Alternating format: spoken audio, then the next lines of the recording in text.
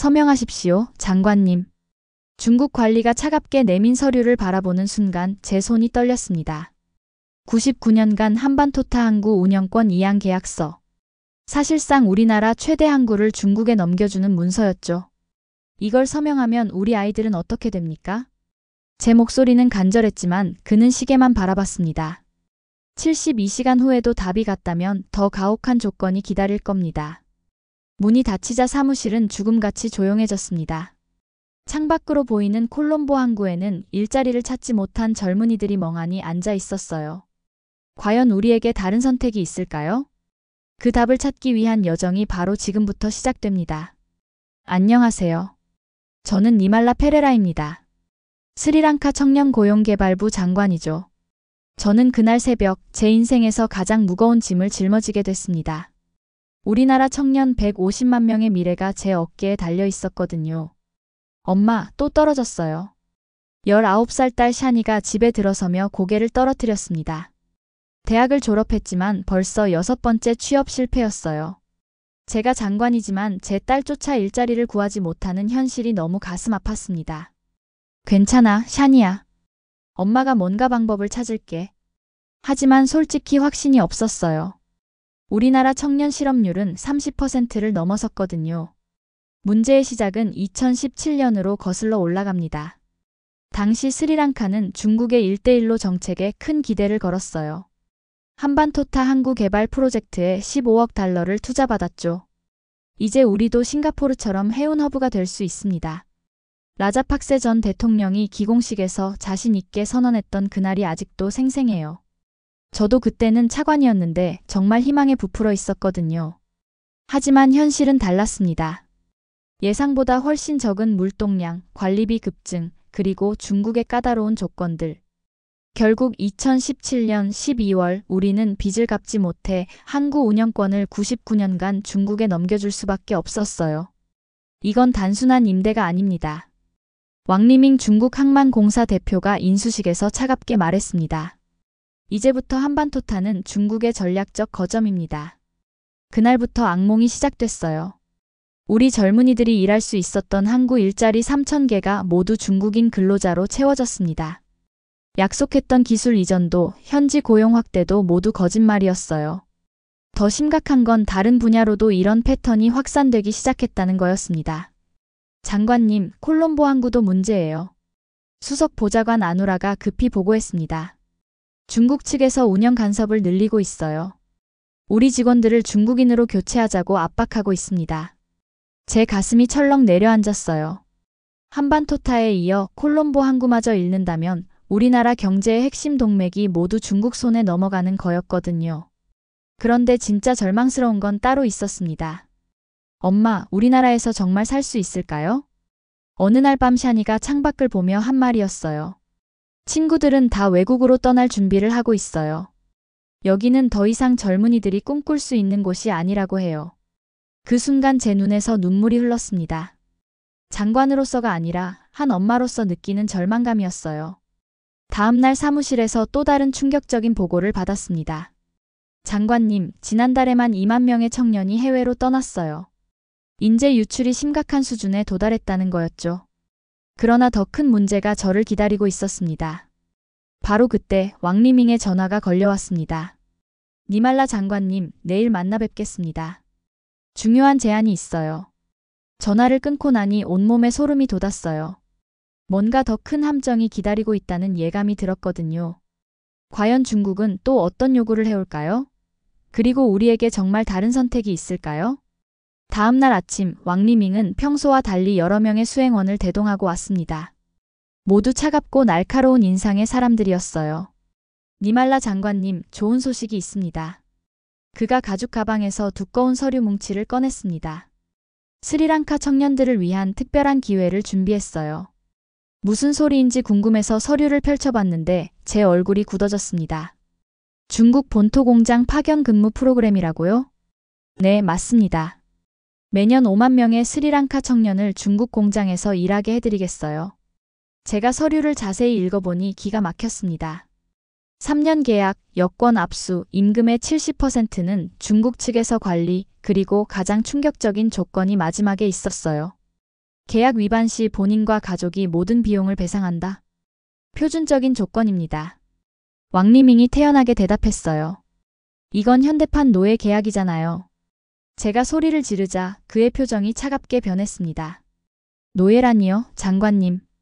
우리는 일자리를 제공하는 겁니다. 스리랑카에서는 찾을 수 없는 기회를요. 그 말이 가슴을 찔렀어요. 실제로 우리나라에는 청년들이 일할 곳이 없었으니까요. 다른 조건도 있습니다. 왕리밍이 또 다른 서류를 내밀었어요. 콜롬보 항구 운영권도 저희가 맡아야겠어요. 한반토타처럼 99년간 임대하는 것으로요. 그럴 수는 없습니다. 제가 벌떡 일어났지만 그는 미소만 지었어요. 그럼 어떻게 하시겠어요? 청년들이 계속 실업자로 있게 놔두실 건가요? 사무실을 나선 후 저는 곧바로 한반토타 항구로 향했습니다. 직접 현장을 봐야겠다는 생각이 들었거든요. 2시간을 달려 도착한 한반토타 항구는 충격적이었어요. 예전에 우리 직원들이 일하던 사무실에는 모두 중국 깃발이 걸려 있었고 한때 3,000명이 일하던 곳에는 스리랑카 사람이 단 한 명도 보이지 않았어요. 아저씨, 여기서 일하셨나요? 항구 입구에서 멍하니 앉아있던 50대 남성에게 말을 걸었습니다. 네, 20년 동안 일했어요. 이제는. 그가 고개를 떨어뜨렸어요. 중국 사람들이 와서 하루아침에 다 해고시켰어요. 보상도 제대로 안 주고요. 가족은 어떻게 하세요? 아들이 실업자고 딸은 대학 등록금을 못 내서 자퇴했어요. 아내는 청소일로 겨우 버티고 있고요. 제 가슴이 무너져 내렸어요. 이런 가정이 수천 개나 된다는 생각이에요. 집에 돌아가니 더 큰 충격이 기다리고 있었습니다. 엄마, 저 친구 따라 중국 가려고요. 샤니가 조심스럽게 말했어요. 뭐라고? 프리아니가 먼저 갔거든요. 선정 공장에서 일한대요. 월급도 여기보다 3배는 많이 준다고 해요. 제 머리가 어지러웠어요. 딸마저 중국으로 보내야 하는 상황이 될 줄은 몰랐거든요. 샤니야, 그건 너무 위험해. 계약서 조건들이 말이 안 돼. 그럼 여기서 뭘 하라고요? 매일 집에서 빈둥거리며 있으라고요? 친구들은 다 떠나가는데? 딸의 절망적인 목소리에 제 가슴이 찢어질 것 같았어요. 엄마도 장관인데 왜 아무것도 못 해주는 거예요? 왜 우리는 이렇게 살아야 해요? 그 말에 저는 더 이상 할 말이 없었어요.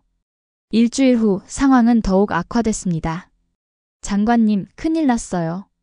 아누라가 헐떡이며 뛰어들어왔어요. 중국에 간 첫 번째 근로자들이 연락이 끊겼어요. 가족들이 난리예요. 정말이었습니다. 지난달 중국으로 떠난 청년 500명이 모두 소식이 없었어요. 약속했던 월 2회 영상통화도 편지도 전혀 오지 않았죠. 휴대폰도 압수당했다고 하더라고요. 한 어머니가 울먹이며 제게 호소했어요. 제 아들이 마지막에 보낸 메시지예요.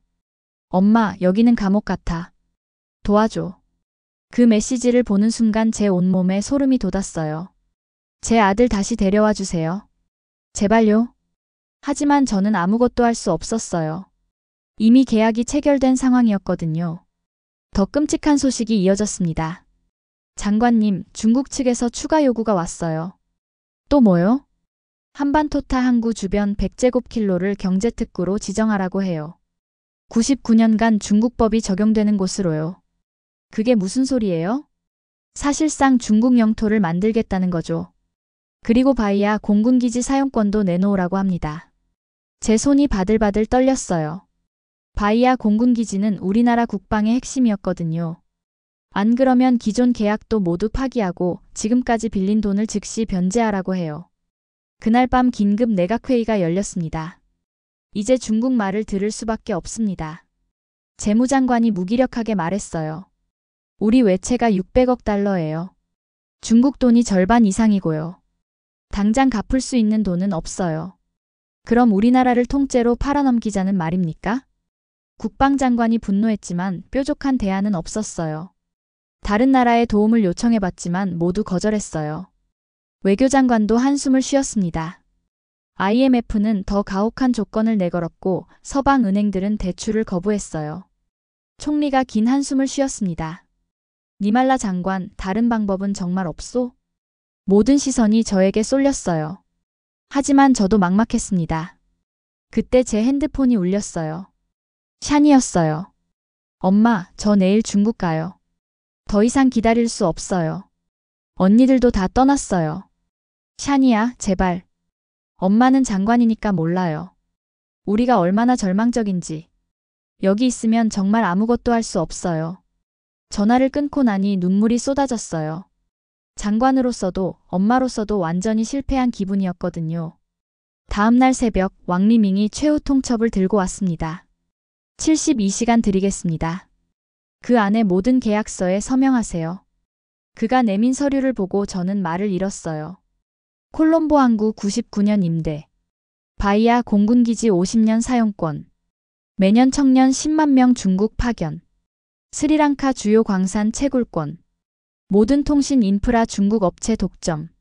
한반토타 경제특구 중국법 적용. 이건 나라를 통째로 팔아넘기는 거 아닙니까?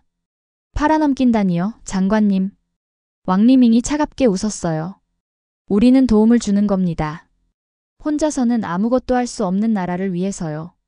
72시간 후에는 조건이 더 가혹해질 겁니다. 현명한 선택을 하시길 바라요. 그가 떠난 후 저는 완전히 절망에 빠졌어요. 정말로 우리에게는 다른 선택이 없는 걸까요? 그날 밤 저는 사무실에서 밤을 새웠습니다. 창밖으로 보이는 콜롬보 항구에는 여전히 일자리를 찾지 못한 젊은이들이 멍하니 앉아 있었어요. 정말 이것밖에 방법이 없는 건가? 제가 중얼거렸을 때 갑자기 전화가 울렸습니다. 한국에서 온 전화였어요. 과연 이 전화가 우리에게 새로운 희망을 가져다 줄 수 있을까요? 안녕하세요, 니말라 장관님. 저는 김태현입니다. 한국 코이카 남아시아 본부장이에요. 새벽 2시에 걸려온 전화였는데 목소리가 너무 따뜻해서 깜짝 놀랐어요. 이 시간에 죄송합니다. 하지만 스리랑카의 상황을 들었습니다. 도움이 필요하시죠? 도움이라니요?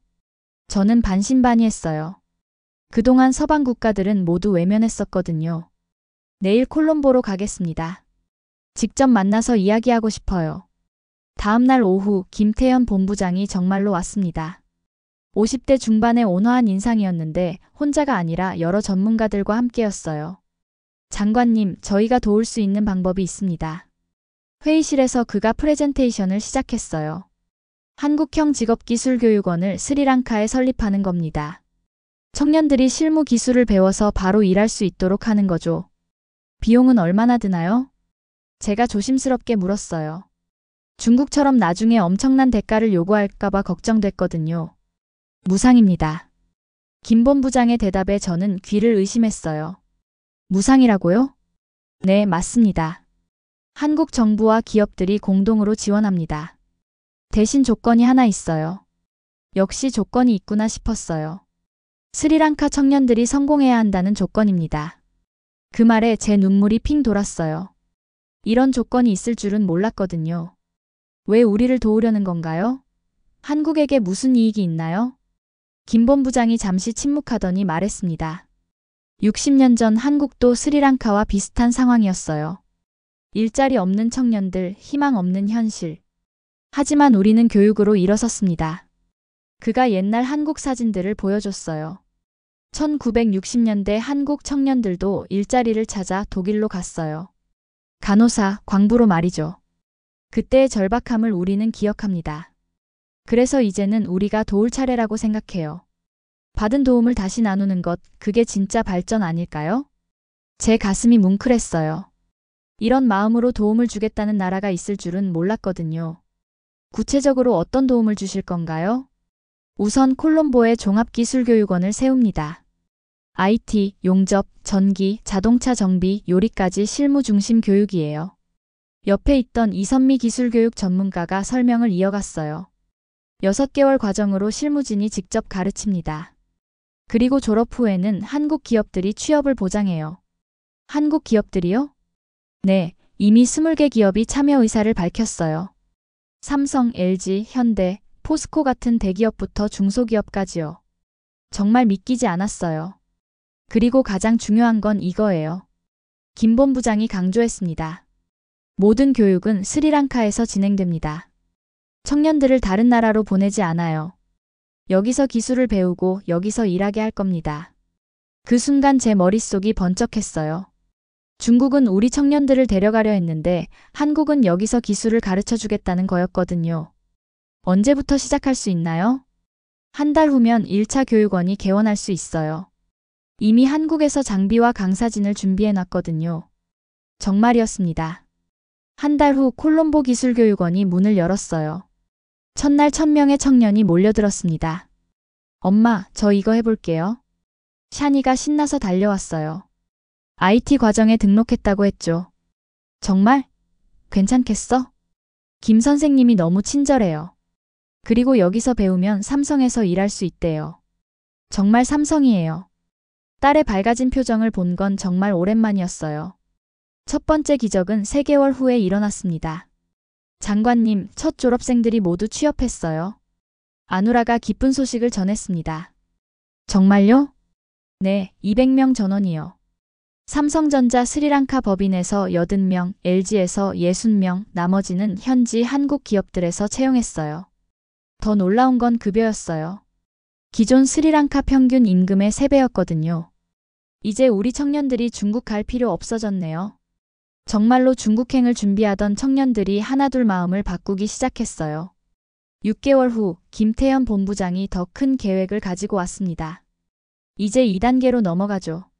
스리랑카 전국의 교육원을 확대하고 창업 지원도 시작할 거예요. 창업 지원이요? 네, 기술을 배운 청년들이 직접 사업을 할 수 있도록 도와드릴게요. 한국의 중소기업청 모델을 적용해서요. 정말로 놀라운 변화가 시작됐습니다. 한국에서 기술을 배운 라지쿠마르라는 청년이 IT 회사를 차렸어요. 6개월 만에 직원 50명을 고용했죠. 장관님, 이제 저도 일자리를 만드는 사람이 됐어요. 그의 밝은 미소가 잊혀지지 않아요. 한편 중국의 반발도 만만치 않았습니다. 니말라 장관, 한국과의 협력을 즉시 중단하세요. 왕리밍이 다시 찾아왔어요. 왜 그래야 하죠? 우리 계약을 위반하는 거예요. 청년들을 중국으로 보내기로 했잖아요. 그 계약은 아직 체결하지 않았습니다. 제가 단호하게 말했어요. 이제는 다른 선택지가 있었거든요. 그럼 모든 협력을 중단하겠습니다. 한반토타 항구 근로자들도 모두 해고하고요. 하세요. 왕리밍이 깜짝 놀랐어요. 제가 이렇게 나올 줄 몰랐거든요. 이제 우리에게는 다른 파트너가 있어요. 진짜 도움을 주는 파트너가요.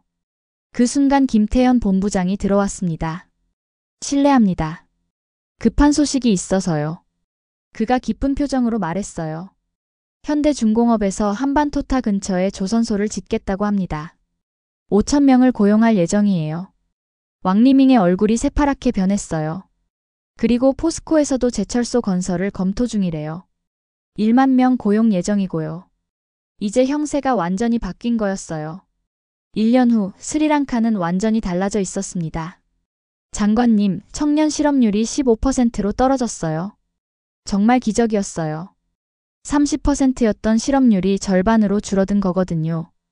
그리고 더 좋은 소식이 있어요. 우리 교육원 졸업생들이 다른 나라에서도 인정받고 있어요. 다른 나라요? 네, 방글라데시, 미얀마에서 우리 모델을 배우고 싶다고 해요. 이제 우리가 다른 나라를 도울 수 있게 됐어요. 그때 샤니가 뛰어들어왔습니다. 엄마, 저 삼성에서 승진했어요. 이제 팀장이에요. 딸의 성공한 모습을 보니 눈물이 났어요.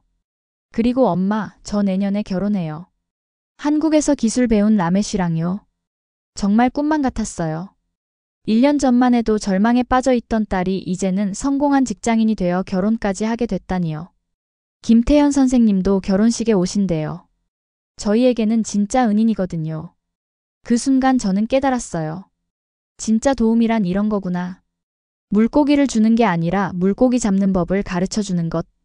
한국이 바로 그런 나라였어요. 2년 후 저는 스리랑카 기술교육 성공 모델 국제 컨퍼런스 개막식에 서 있었습니다. 전 세계 30개국 대표들이 우리나라를 보러 온 거였어요. 존경하는 내외 귀빈 여러분, 스리랑카의 기적에 오신 것을 환영합니다. 제가 연단에서 인사말을 시작했을 때 가슴이 벅찼어요. 2년 전만 해도 절망에 빠져 있던 나라가 이제는 다른 나라들의 모델이 되었거든요. 2년 전 우리 청년 실업률은 30%였습니다. 지금은 8%입니다. 박수가 터져 나왔어요. 한국형 기술교육원을 졸업한 청년이 15만 명, 취업률은 98%입니다. 그리고 이 중 3만 명이 창업해서 30만 개의 새로운 일자리를 만들었습니다. 더 큰 박수가 이어졌어요. 하지만 저에게는 숫자보다 더 소중한 변화가 있었어요. 컨퍼런스가 끝난 후 특별한 손님들이 저를 찾아왔습니다. 장관님, 안녕하세요. 밝은 목소리의 주인은 라메쉬였어요. 한국기술교육원 1기 졸업생이었죠. 라메쉬, 잘 지내고 있구나. 네, 덕분에 잘 지내고 있어요. 제 회사 직원이 이제 200명이 됐어요. 그가 자랑스럽게 말했어요. 용접 기술을 배워서 시작한 작은 공장이 이제는 현대중공업 협력업체가 되었거든요. 그리고 이분들을 소개해 드릴게요. 라메쉬 뒤에서 20명 정도의 젊은이들이 나타났어요. 모두 제 직원들이에요. 다들 한국교육원 출신이고요. 이제는 방글라데시와 미얀마에도 기술을 전수하러 가고 있어요. 정말 놀라웠어요. 우리가 받은 도움을 이제는 다른 나라에 나누고 있다니요. 특히 이 친구는 특별해요. 라메쉬가 한 청년을 소개했어요. 안녕하세요. 저는 카말입니다. 2년 전에는 중국에 갈 준비를 하고 있었어요. 정말요? 네, 가족이 너무 가난해서 어쩔 수 없었거든요. 그런데 한국 교육원이 생겨서 여기서 기술을 배웠어요. 카말의 눈이 반짝였어요. 지금은 제가 50명을 고용하고 있어요. 그리고 제 공장에서 일하는 친구들도 모두 중국에 갈 뻔했던 애들이에요. 그 순간 제 눈에서 눈물이 흘렀어요. 정말 많은 것이 바뀌었구나 싶었거든요.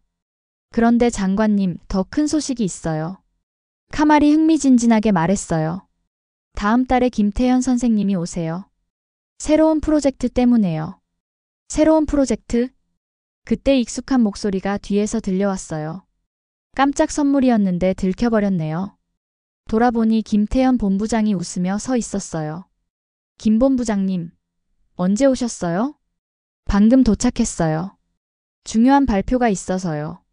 그가 서류를 내밀었어요. 한국 정부에서 스리랑카의 기술대학을 설립하기로 했어요. 4년제 대학이에요. 진짜요? 네, 이제 기술교육원에서 끝나는 게 아니라 대학까지 갈 수 있어요. 그리고 졸업생들은 한국 대기업에서 엔지니어로 일할 수 있고요. 정말 꿈 같은 일이었어요. 그리고 더 좋은 소식이 있어요. 삼성전자에서 스리랑카의 연구개발센터를 짓기로 했어요. 1만 명을 고용할 예정이고요. 제 심장이 뛰기 시작했어요. 이제 스리랑카 청년들이 세계 최고 기업에서 첨단 기술을 연구하게 돼요. 더 이상 일자리를 찾아 떠날 필요가 없어요. 그때 샤니가 뛰어왔어요. 엄마, 들었어요? 삼성 연구소 이야기. 응, 방금 들었어. 저도 지원할 거예요. 그리고 엄마, 제가 팀장 회의에서 발표한 아이디어가 채택됐어요.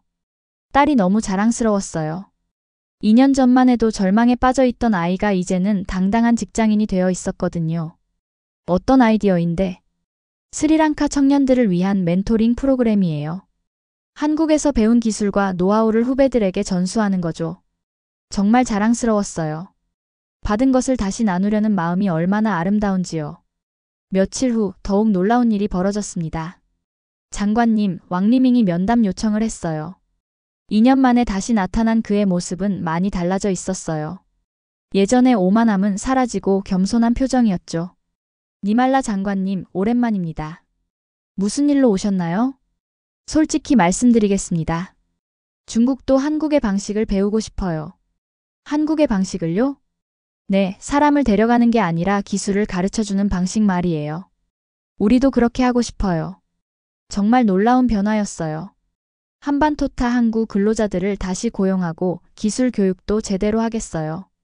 한국과 함께 협력하면서요. 세상이 정말 많이 바뀌었다는 걸 느꼈어요.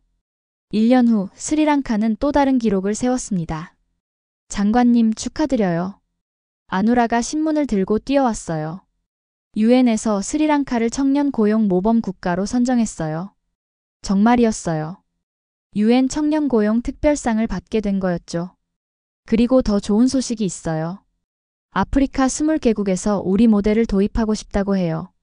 이제 우리가 다른 나라를 도울 차례가 된 거였어요. 시상식 날 저는 뉴욕 유엔 본부에서 연설을 했습니다. 존경하는 여러분, 3년 전 스리랑카는 절망에 빠져 있었습니다. 하지만 한 나라의 진심 어린 도움으로 기적이 일어났어요. 그 나라는 한국입니다. 한국은 물고기를 주지 않고 물고기 잡는 법을 가르쳐 줬어요. 사람을 데려가지 않고 기술을 가져다 줬어요. 박수가 터져 나왔어요. 진정한 도움이란 이런 것입니다. 상대방이 스스로 설 수 있게 도와주는 것. 한국이 보여준 그 마음을 우리도 다른 나라에 전하겠습니다. 연설을 마치고 내려오는데 김태현 본부장이 기다리고 있었어요. 정말 감동적인 연설이었어요. 모든 게 김 본부장님 덕분이죠. 아니에요. 스리랑카 국민들이 해낸 거예요. 우리는 그냥 문을 열어줬을 뿐이에요. 그의 겸손한 모습에 또 한 번 감동했어요. 그런데 장관님, 마지막 선물이 하나 더 있어요. 뭔가요? 한국 대통령께서 스리랑카를 방문하고 싶어 하세요. 우리의 성공 파트너십을 축하하러요. 정말 꿈만 같았어요. 3년 전 절망에 빠져 있던 나라의 장관이 이제는 한국 대통령과 만나게 되다니요. 집에 돌아와서 샤니에게 이 소식을 전했을 때 딸이 말했어요. 엄마, 정말 한국은 특별한 나라인 것 같아요. 도움을 주면서도 대가를 바라지 않고 우리가 성공하는 걸 진심으로 기뻐해 주니까요. 그 말에 저도 깊이 공감했어요. 한국은 정말 특별한 나라였어요. 어려울 때 손을 내밀어주고 성공하면 함께 기뻐해주는 그런 나라였죠. 지금 스리랑카는 완전히 달라졌습니다. 청년들은 희망을 갖고 있고 기업들은 성장하고 있으며 무엇보다 우리 스스로 다른 나라를 도울 수 있게 됐어요. 이 모든 기적의 시작은 한국의 진심 어린 도움이었습니다. 정말 감사한 마음뿐이에요. 지금까지 스리랑카가 절망에서 희망으로 그리고 다시 다른 나라의 희망을 나누는 나라로 변화한 감동적인 이야기를 들려드렸습니다. 이 이야기가 주는 가장 큰 교훈은 무엇일까요? 바로 진정한 도움의 의미입니다. 중국은 돈을 빌려주고 나중에 더 큰 것을 가져갔지만 한국은 기술을 가르쳐주고 스스로 설 수 있게 도왔어요. 물고기를 주는 것과 물고기 잡는 법을 가르쳐주는 것의 차이였죠. 그리고 무엇보다 감동적인 건 한국의 마음이었습니다. 60년 전 우리도 어려웠던 시절을 기억하며 이제는 우리가 도울 차례라고 생각하는 그 따뜻한 마음 말이에요. 받은 도움을 잊지 않고 다시 나누는 것, 그것이 진정한 선진국의 모습이 아닐까요? 스리랑카 청년들이 이제 다른 나라를 도우러 가는 모습을 보면서 한국이 심은 선한 씨앗이 전 세계로 퍼져나가고 있음을 느낄 수 있었습니다. 오늘도 세계 곳곳에서는 한국의 따뜻한 손길을 기다리는 나라들이 있습니다. 그리고 우리나라는 그 기대에 부응하며 진정한 글로벌 리더로 성장하고 있어요. 이런 대한민국이 자랑스럽지 않으신가요? 여러분의 작은 관심이 이런 아름다운 이야기를 더 많은 사람들에게 전할 수 있습니다. 좋아요와 구독 버튼을 눌러주시고 주변 분들에게도 이 감동을 나눠주세요. 댓글로는 한국이 다른 나라를 도운 사례 중 가장 인상 깊었던 것을 알려주시면 좋겠어요. 다음 시간에는 또 다른 감동적인 한국의 이야기로 찾아뵙겠습니다. 지금까지 시청해주셔서 감사했습니다.